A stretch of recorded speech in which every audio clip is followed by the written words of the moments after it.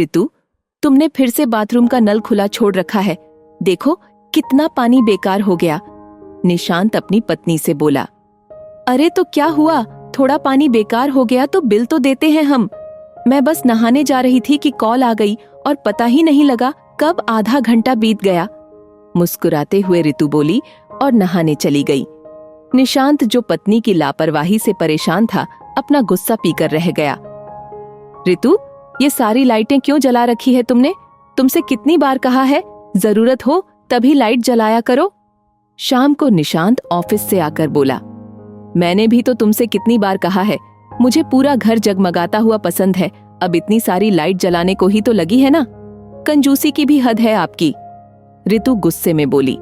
हमेशा की तरह फिर निशांत गुस्सा पीकर रह गया। अगले दिन छुट्टी थी, इसलिए निशांत अपनी पत्नी और बच्चे के साथ घूमने जा रहा था। ऋतु ने बेटे को चिप्स खिला गाड़ी का शीशा खोलकर खाली पैकेट सड़क पर फेंक दिया। ऋतु, गाड़ी में डस्टबिन है, फिर कूड़ा बाहर क्यों फेंक रही हो तुम? निशांत एकदम से बोला। अरे क्या फर्क पड़ता है, पहले भी तो इतना कूड़ा पड़ा है ना। आप भी बेवजह का भाषण झाड़ने लगते हैं। चलिए वो सामने के शोरूम से मुझे साड़ी लेनी है। ऋतु के ये बोलते ही निशांत फिर एक बार गुस्सा पी गया और गाड़ी रोक दी। ऋतु ने जैसे ही बाहर पैर रखा, उसका पैर पास की भरी हुई नाली से बहते पानी पर पड़ा। छी, सारे कपड़े गंदे हो गए मेरे। पता नहीं हमारे देश में कैसे कैसे जाहिल लोग भरे हैं जो नालियों में कचरा फेंक देते हैं। जरा सभ्यता नहीं लोगों में। ऋतु गुस्से से चिल्लाई। ऋतु, उन जाहिल लोगों में तुम भी तो शामिल हो। मुस्कुराता हुआ निशांत गाड़ी से उतरते हुए बोला। क्या बकवास कर रहे हैं आप?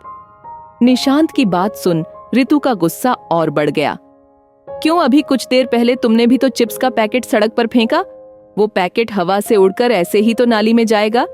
जैसे तुमने किया वैसे ही और लोग करते हैं तो सभी असभ्य लोग हुए ना। निशांत बोला। पर मैंने तो एक ही पैकेट फेंका था बस। ऋतु धीमी आवाज में बोली। अगर सभी एक एक पैकेट फेंके तो सोचो कितने पैकेट हो जाएंगे। दूसरों को कहना आसान है, पर जब तुम खुद ऐसा ही करती हो तो। निशांत बोला। निशांत की बात सुन ऋतु सोचने पर मजबूर हो गई। क्योंकि ऋतु के कपड़े खराब हो गए थे तो उसने घूमने का विचार त्याग दिया और निशांत से वापस चलने को कहा। पर हाँ, गाड़ी में बैठने से पहले उसने अपना फेंका चिप्स का पैकेट उठाकर पास के कूड़ेदान में डाल दिया, जिसे देख निशांत मुस्कुरा दिया। गाड़ी में बैठकर निशांत ने लोहा गर्म देख पानी और बिजली की अहमियत भी ऋतु को समझाई, जिसके बाद ऋतु काफी हद तक सुधर गई।